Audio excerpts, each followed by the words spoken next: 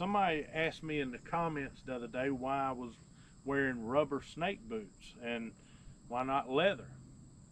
And I'm gonna answer that question for you, because I have been bit in about every kind of snake boot you can wear. And the time that really changed my idea of a snake boot and why I don't use a leather snake boot anymore has nothing to do with a snake bite. But I went to and prefer a rubber snake boot for a really just a simple reason. And it's got everything to do with me, with scent. And I hog hunt and I scout and I do everything out of these, usually about 2 pair of snake boots. And I want to help y'all, by making this video, help y'all be able to tailor fit yourself for snake boots. And y'all, this is something you got to have. If you're going to be a bow hunter, you got to hunt with a bow. You got to have a bow.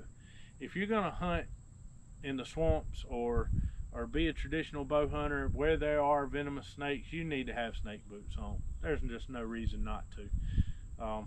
But I want to help y'all by making this video to help you choose and tailor set up for your circumstance and where you hunt and what snakes that are around in that area, that you'll pick out a boot that works perfect for you. And that's what I've done here. That's why I always use rubber snake boots, and I'm going to give you a few reasons why. But the main reasons why I use a rubber snake boot is a lot to do with hog hunting and deer hunting, where several times in the river swamp I was wearing I believe they're Rocky snake boots. They were leather, and they had the zipper on the side of them, and I would get mud caked in those zippers and I couldn't get them off. And that was a problem that I would run into with them. They were very, very hard to get off. And now they've changed that. Now you got more of the lace-up kind and just maybe a little fastener at the tops. So they fixed that issue. But that wasn't the main issue. The main issue was when I wore leather, the leather seemed to, over time, over about a year of walking or less, they would start to leak ever so slightly. Not enough to bother you hunting, but they would leak and they would start to sour on the inside. And you couldn't, once they got wet on the inside like that, I just couldn't, even using a boot dryer, they just had a smell. And in leaking like that, I noticed that I would be walking in the swamp, I'd have to circle maybe somewhere through the swamp and come back a few minutes later, and I had a boar hog come across a slough that I had crossed a few hours earlier. And I was wearing those leather boots, the Rockies.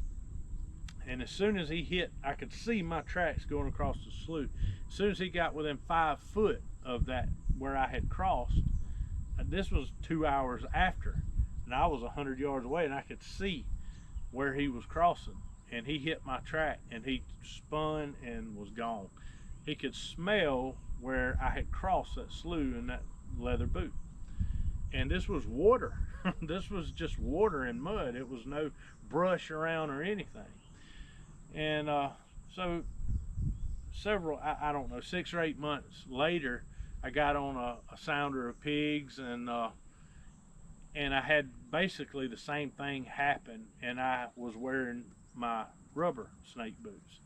And those pigs went right across my track, never picked their head up. Same circumstance. And over the period of time, I would always swap back in the summertime and the hot time of the year when I'd be pig hunting. I'd go to the leather boot because it was lighter. It just was lighter weight, easier to walk in. And I would notice that when they would cut my track or they would cross where I had done crossed, they would win me. And so I immediately started to figure out that that boot was leaving more scent than just a rubber boot. And there's going to, I don't care what boot you're going to wear, you're still going to leave some scent on the ground, and they can still catch it. But I just, over several years, I noticed when I would wear a leather boot that deer would catch where I walk, and they would, it was easier for them to pick out where I'd crossed. And so I went to a a rubber boot for that reason. And I've come to find out that I really, really like a rubber boot better than a leather boot. And now I may use a leather boot, one day in the future, but I tailor-made and set up my boots for my situation. And a rubber boot works really, really good for where I like to hunt.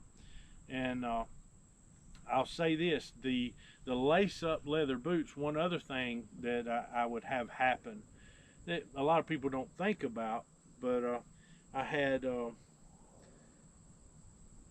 unlaced the latest pair that I had, which I ain't had a pair in several years now, but I unlaced it, and as I unlaced it and opened it up, I found ticks from where I had been walking through the swamp and through the woods there at the house. Ticks had got underneath that flap where you have kind of like a tongue, and then the boot wraps around and kind of laces. There were ticks up under that had got under there and was holding on, and I was bringing them ticks home, and I'd pull my boots off there at the house and I was bringing ticks home. So that kind of perturbed me, and I said, that's giving ticks and chiggers, red bugs, is giving them somewhere to be. And when I would go to my rubber boot, I didn't have that issue with ticks being able to find places to get in that boot, and me bringing them home into the house to my youngins and my wife. So that was one of the big reasons that I went to a rubber boot. But I'll say this, in using the leather boots, they are lighter. And if you go to a snake boot, I love the dry shods. This is the ones that I'm currently wearing right now. They are the Viper Stop by Dry Shod. They're, I believe, a 17.5 inch boot. I like a tall boot because I don't want to run up on a long-legged timber rattler. if he's tall enough he can strike up here, I want it to be covered too. And I've stepped on, and I'm not exaggerating this at all, I'll step on 2 snakes, at least 2 a year. Not necessarily venomous snakes, but I'm gonna step on 1 or 2 a year. I've already stepped on 2 this year, and it ain't even got started good yet. And I want to have a good snake boot, and so I put most all of my snake boots have been tested by actual snakes, not because I wanted to. Somebody asked me the other day, did I want a snake skin put on a bow that I was wanting made, and I said, no sir, I don't want a snake skin on my stuff. I don't want no snakes around me. I don't want them around my house. I don't want to be nowhere around a snake. If he's over there, I'll leave him alone, and he'll leave me alone. We'll be all right. But I'm using the Dry Shod rubber boot right now, and I actually had this boot save me this year, not from a snake bite, but I actually got tripped up and stumbled, and this goes to show how thick this y'all see right here, this part right here is this is about where I usually get bit. If y'all see, this has a big thicker layer right here, about where a snake's gonna normally hit you. I'm not saying they can't hit you any higher, because they can, but primarily this is where I don't think I've ever been hit any higher than right here. But you see it's double layered here, and I actually kicked a cypress knee this year and stumbled, and right ahead of that there was a bunch of where the hurricane had broke off big oak trees and broke them down, and they were splintered where a tree will bust open and have a bunch of fingers and sharp points, and I kicked one of those sharp points, and I don't know if y'all can see it, but it hit right in there and kind of feel it, but that stopped that extra layer for this Viper Stop Dry Shod boot, stopped that sharp spike off of that oak tree busted off. It prevented it from going on through into the front of my ankle. That boot saved me. What it didn't save, because I did still get a little bit of an injury out of that deal, just above here there was another one that wasn't sharp, but it was probably as big as your thumb, and it jugged me just above the knee, y'all can see right in here, right on my thigh, and it turned it purple, and I had to say a little prayer and talk to Jesus for a minute right there. But the boot saved me from a really bad injury. I still didn't come out completely unscathed, but the boot done its job, and a leather boot would have done the same thing. Now these dry shod Viper stocks, because of that thicker layer, are heavier to walk in. I'm just telling you, they're heavier. These boots right here are the lacrosse boot, and I cannot remember the exact name of this boot here, but it's not advertised. This boot isn't advertised as snake proof, but if you look right here, it does still have that extra little bit, but it is not as thick as that dry shod boot. But when I want to wear something in the summertime that is lighter, I put these on. I wear them, and I know for a fact these will stop a snake from biting you, because I stepped on one and he was running his teeth all over this boot while I was standing on his neck, so right behind his head. So I know those are snake proof. The only problem with this boot here is if you walked up on one and you were walking a fire break and that snake was up on the lip, 12-14 inches up higher than the ground you're standing on, and you walked by him and he did strike you, he's not going to hit down here anymore. He would hit somewhere up here. And this neoprene right here is not snake proof. He will bite through that. You got the back side right here. If you was to walk past him, he could potentially bite you right in the back of the calf. So it's not, these boots are not perfectly, they're not even, this lacrosse boot here, this particular one, is not even advertised as snake proof, so I wouldn't even suggest that as a snake boot. But this dry shod Viper stock is, and like I said, I stepped on one snake this year, but it was not a venomous snake in this boot. No, I stepped in both of them with this boot, and neither snake even tried to bite. They were more concerned with getting out from under the big elephant that had just stepped on them, but they were neither one venomous.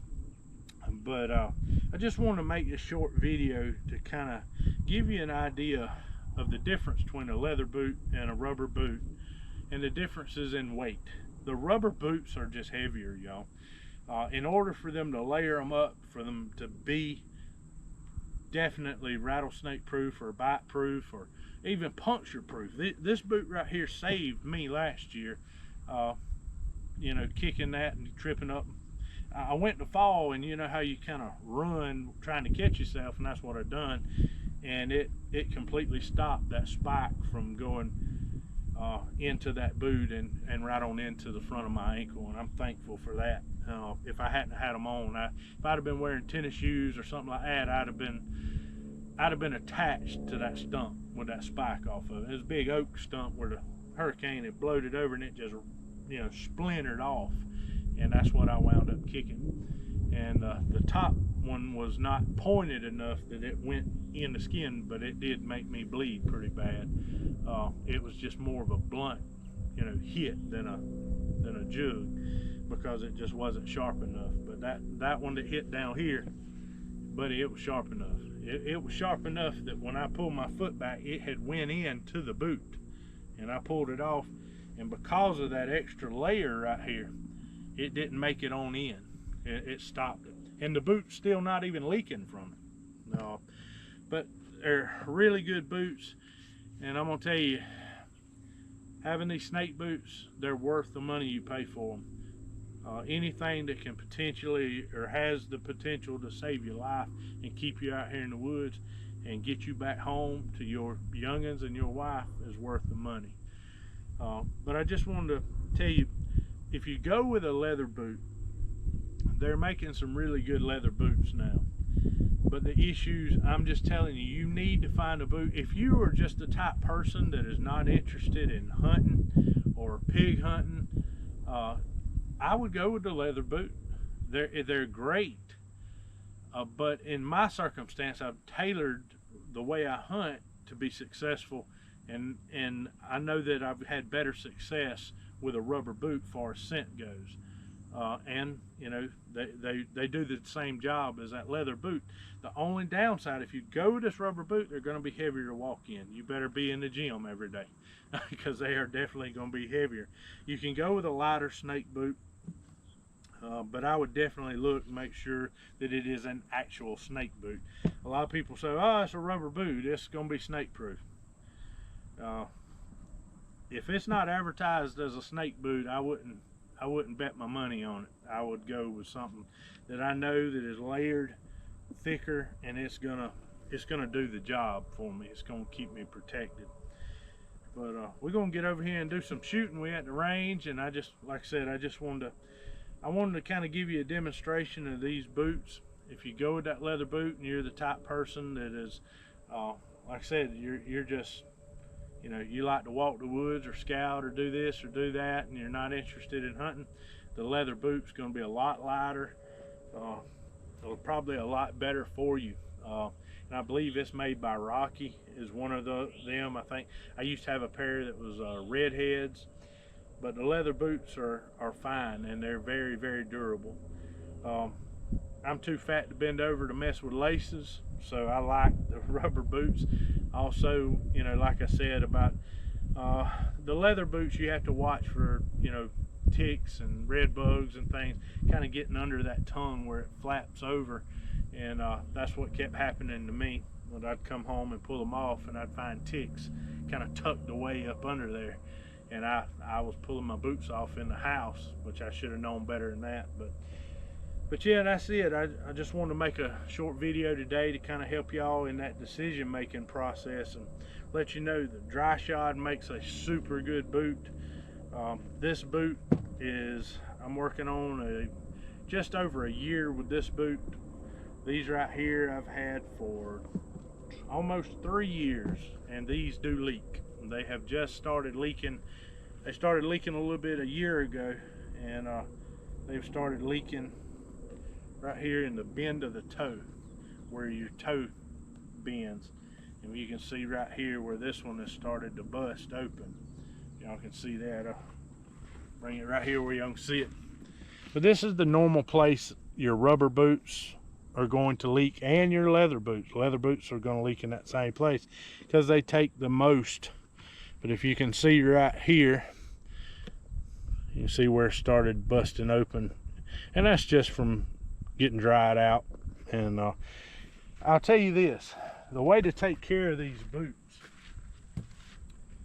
is don't leave them outside. Bring your boots in and don't leave them in a place where it gets hot and cold. Put them somewhere in the house. With a leather boot, I don't like to bring my leather boot in the house if I'm using them because of bugs getting up under that flap. But that's why I went to a rubber boot, so I can bring them in the house, keep them out of the weather. The more you leave these rubber boots outside, of course, it's going to start to dry out, and where you bend in the toe is going to eventually leak.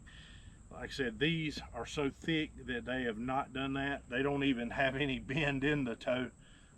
They have got, when I was researching them, they've got a band that runs through here to prevent these boots from bowing in the toe a lot.